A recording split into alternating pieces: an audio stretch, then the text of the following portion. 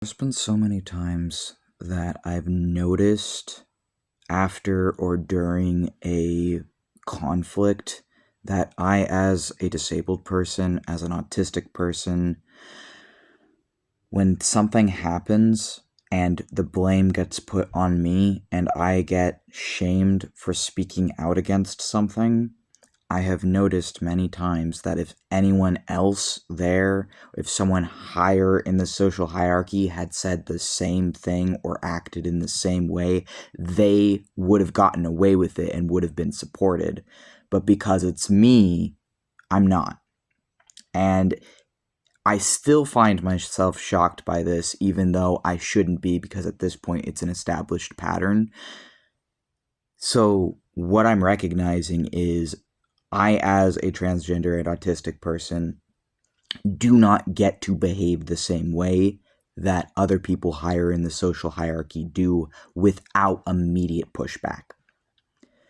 And because I now recognize that, and now recognize that I don't have the right to my emotions or my beliefs in the same way that others do without their own problems affecting me, what I recognize I need to do now is save it.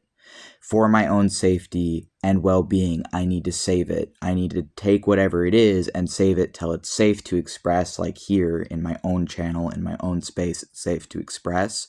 I need to save whatever it is until it's safe, because my existence isn't safe publicly. And that's just the truth. That's just the reality, unfortunately, of being both disabled and queer and multi-marginalized in the USA. That's the reality of being part of a demographic where 85% of us are unemployed in the USA because a vast majority of people, even the supposed allies, don't know what the fuck they're talking about, do not support us when it actually comes time to, and will leave us for dead and will turn against us the moment someone with a little bit more turns against us. That's the problem. And the biggest threat to a lot of people, it's not these Nazis out here who are, attacking us, taking away our rights, taking whatever. They're like comically caricatures of evil, so it's easy to spot them, at least for me. The biggest threat is actually the allies. It's actually these people who are confident in themselves that, oh, I could never be ableist, or I could never be racist, or I could never be transphobic, whatever it may be, whatever it might be.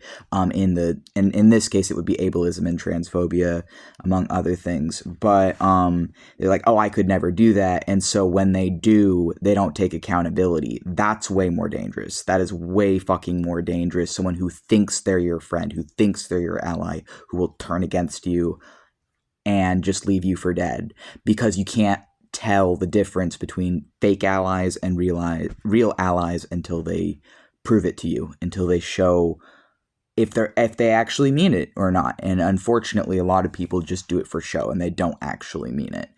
And so what I'm learning now as an almost 25-year-old is I actually do not have the same social leeway or freedoms as other people do. And what I need to do about that is, for my own safety and well-being, if it literally is not safe, or I'm going to be met with pushback and speaking the truth and continue to put myself in danger for speaking the truth, then what I should do is save it until it's safe to say it and then say it.